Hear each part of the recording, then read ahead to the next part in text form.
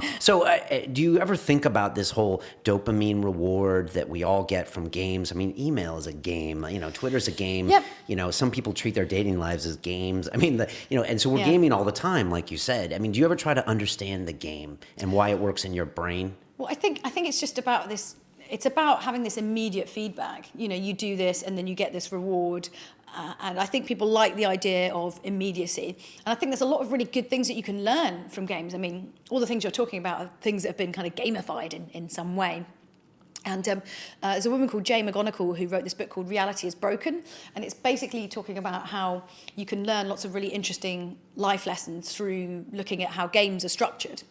So it gives some examples of, there's a school in New York where they treat the school term time and the curriculum as a game. So, here's an example. Skyrim is a huge game, right? It's a medieval kind of role-play game. People have spent hundreds, and I mean hundreds and hundreds of hours playing this game. Now, like I was saying, for like a main story, you could maybe say, for example, there's like 20 missions you have to do to start the game, to finish the game, to get to the end point of the game. But actually within the game, there's hundreds of missions. But you only really have to do those 20 to complete it. The other ones are your choice.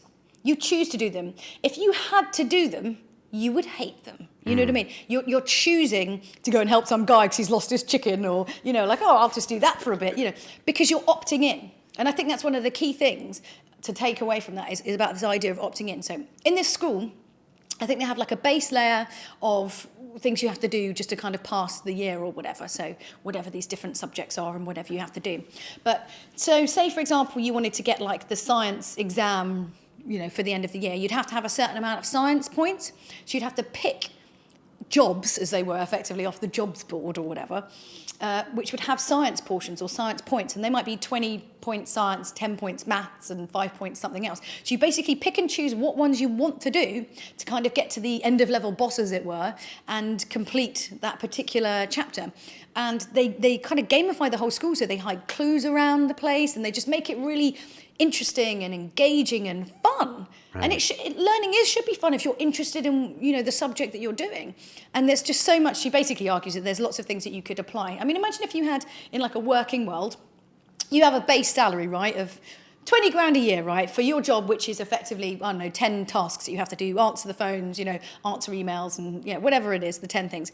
You then have like a jobs board in your office where you have like different, like larger scale projects that you have to do. And one might be, 1 man, 2 man, whatever it is. But you effectively pick which ones you want to do. And you need to pick 4 per year to get an extra 10 grand on your salary or something like that.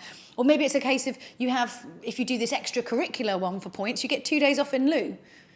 There's so many things you could do to make work interesting and exciting, and this idea of opting in. So people are choosing to work on these projects to kind of get these kind of rewards and points. I think that's fascinating. Yeah, I think there's something really interesting there that you could learn. I think we could learn a lot about that game. I mean, gamification is the word that everyone's using these days in businesses, but there's a lot to it because the typical life, especially from 50 or 100 years ago, was the opposite of gamified. It was, you got to do this, or we'll beat you or kill you, or you'll starve.